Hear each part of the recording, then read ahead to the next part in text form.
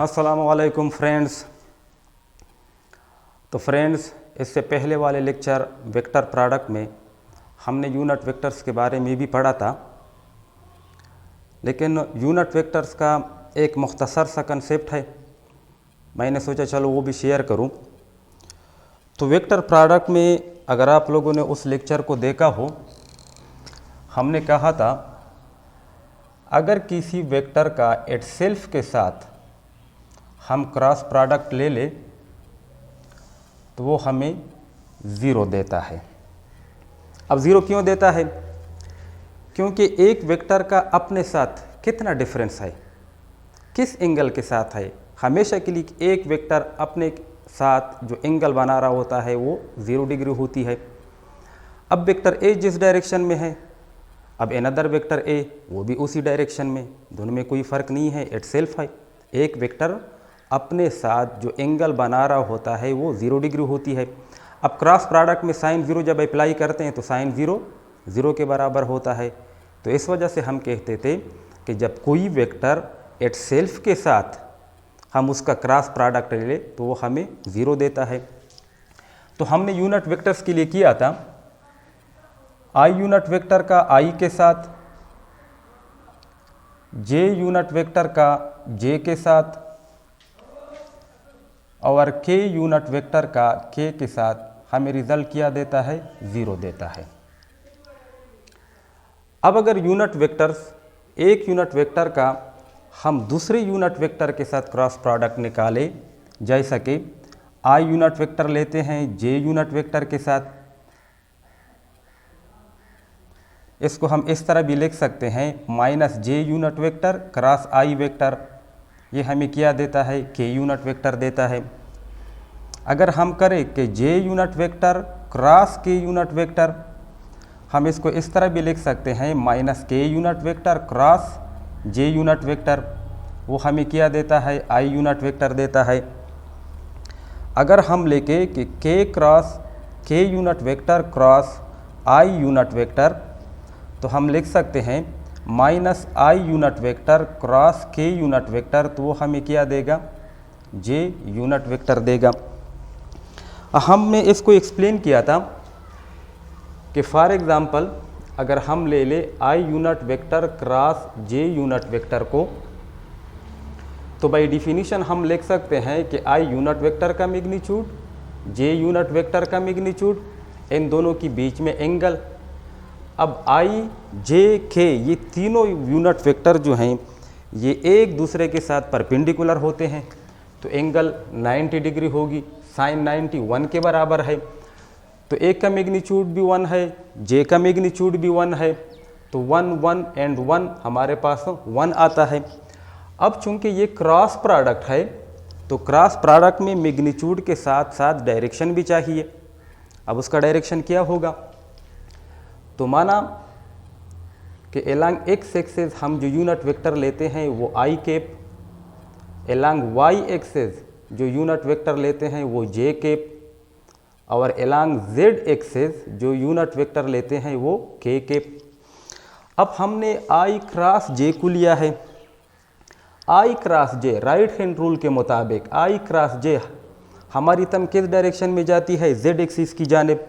तो आई क्रॉस जे से हमें क्या हासिल होता है? के यूनिट वेक्टर हासिल होता है। तो 1 into k unit vector which is equal to k unit vector के।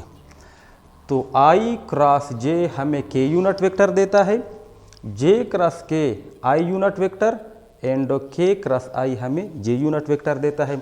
डायग्राम को देखो, आई क्रॉस जे हमें के यूनिट वेक्टर देता है, जे क्रॉस के हमें आई यूनिट वेक्टर देता है, के क्रॉस आई हमें जे यूनिट वेक्टर देता है। अब एक्सिस ऑफ सिस्टम में हम दो तरह के कोऑर्डिनेट सिस्टम लेते हैं।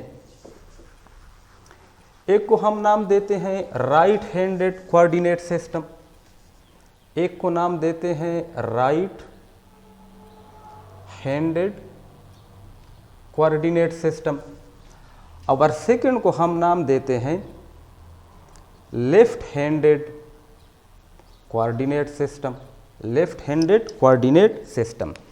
अब ये राइट हैंडेड कोऑर्डिनेट सिस्टम है। राइट हैंड के जरिए जब हम जाएं तो आई जे के, जे क्रॉस के आई एंड के क्रॉस आई हमें जे देता है। लेफ्ट हैंडेड कोऑर्डिनेट सिस्टम में हम क्या करते हैं, ये एक्स एक्सिस, ये वाई एक्सिस और ये जेड एक्सिस। अब जेड एक्सिस को हम रिवर्स डायरेक्शन में लेते हैं। जेड एक्सिस का रिवर्स डायरेक्शन ये बन जाएगा, ये जेड एक्सिस।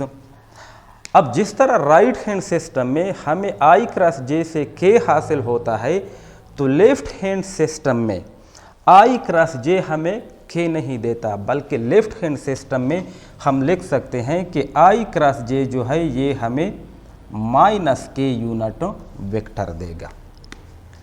तो चूंकि हमारे सिलेबस में हम राइट हैंडेड कोऑर्डिनेट सिस्टम को लेते हैं, लेफ्ट हैंडेड कोऑर्डिनेट सिस्टम को नहीं लेते, तो इस वजह से हम इसको नेग्लेक्ट करते हैं, हम राइट हैंडेड सिस्टम लेते हैं। हाँ, लेकिन ये बात ध्यान में बिठा दें कि यूनिट वेक्टर को समझने के लिए कि क्रॉस प्रोडक्ट में कौन कौन सी यूनिट वेक्टर हमें अनदर यूनिट वेक्टर कौन सी देता है, जब हम आर्डर में जाएंगे, आर्डर में यानी आई जे के आई ये आर्डर में है, आर्डर में जाओगे तो आपको नेक्स्ट यूनिट वेक्टर मिलेगा।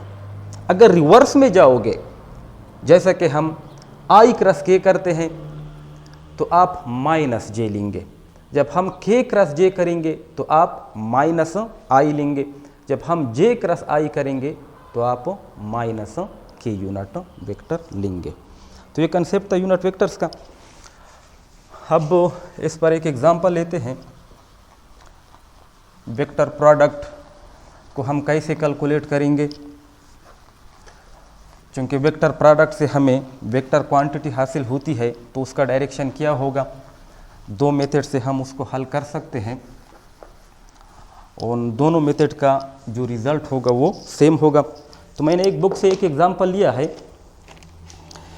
एग्जांपल में वो कहते हैं, ये एक प्लेन लेते हैं, प्लेन, ये एक्स एक्सिस कंसीडर करते हैं।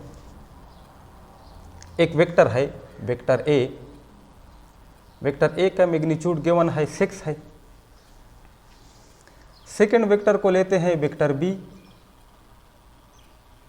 उसका मैग्नीट्यूड जो है वो 4 है। अब वो एग्जांपल में कह रहे हैं कि ये जो वेक्टर ए है ये एलॉन्ग एक्स एक्सिस है और वेक्टर बी जो है ये एक्स वाई प्लेन में है, ये एक्स और ये वाई दोनों के बीच में है वेक्टर बी। लेकिन ये वेक्टर बी जो है ये एंगल बना रहा है एलॉन्ग एक्स एक्सिस के साथ। वो जो एंगल बना रहा है वो हमें गिवन है, वो 30 डिग्री है। ये होगा जेड एक्सिस।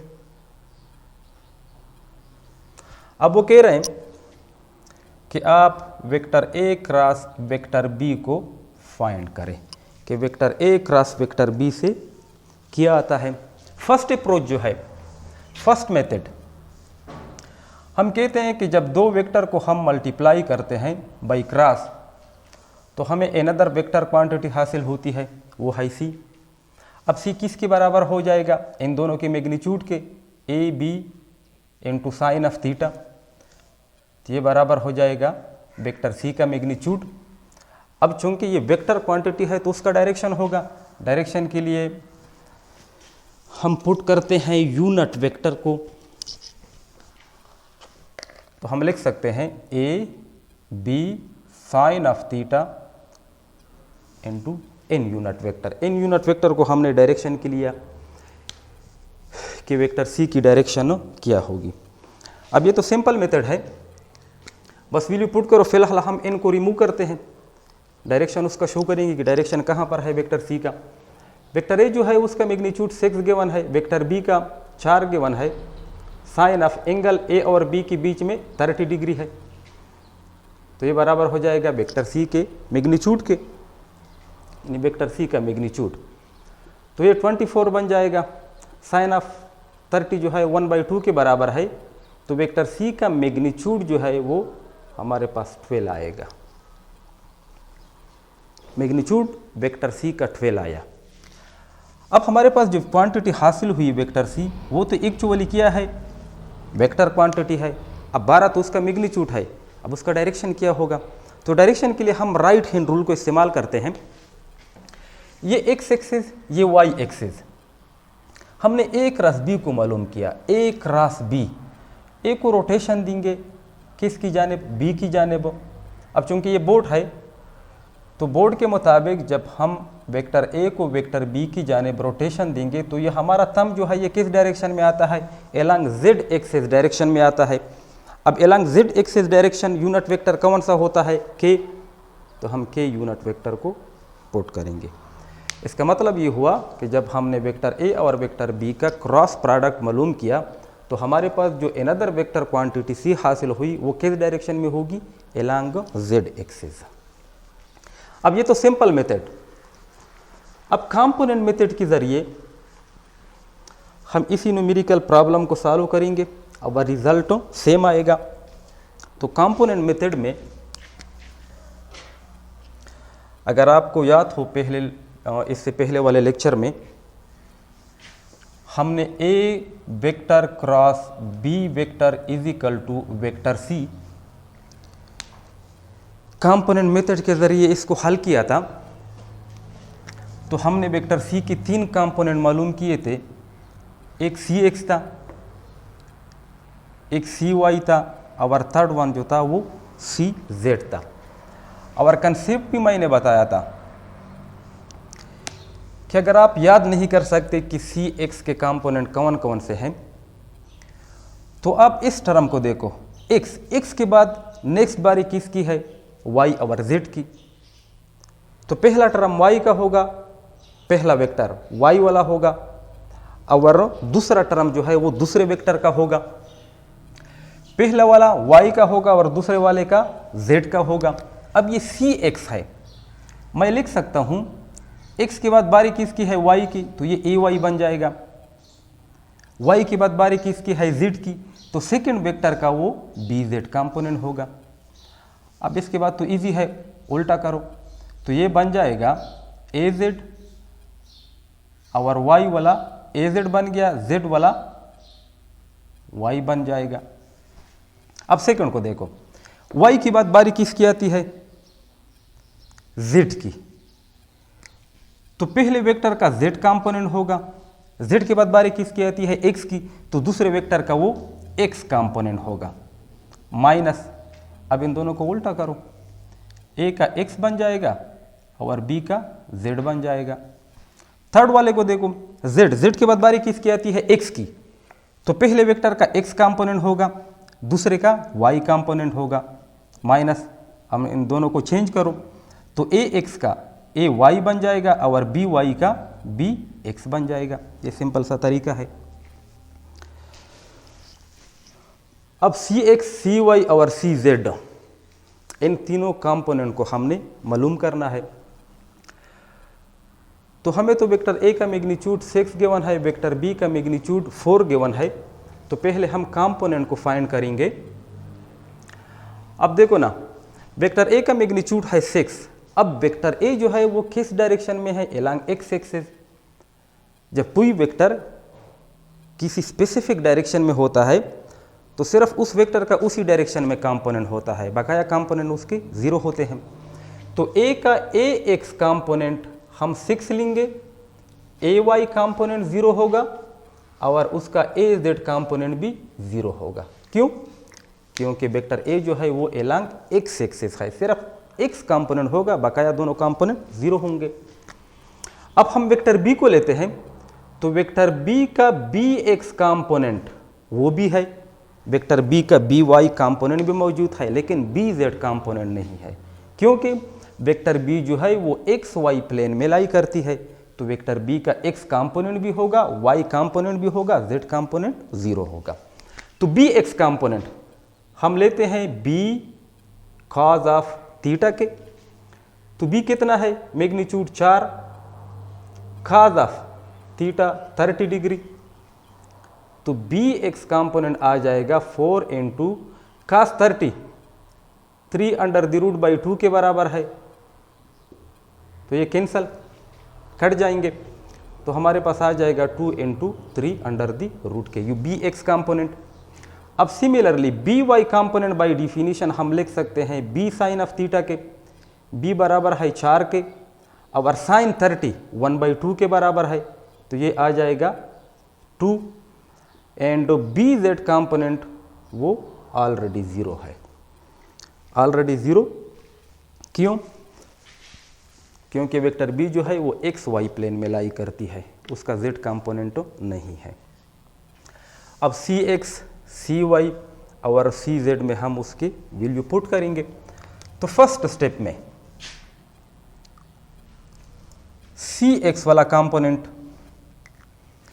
ए वाई कितना है 0 है, बी जेड वो भी 0 है, तो ये कंपोनेंट 0 बन जाएगा, माइनस ए जेड कंपोनेंट 0 है, बी वाई कंपोनेंट वो 2 है, तो 2 को अगर 0 के साथ मल्टीप्लाई करेंगे तो भी 0 आ जाएगा, तो सी एक्स कंपोनेंट ये 0 आ गया।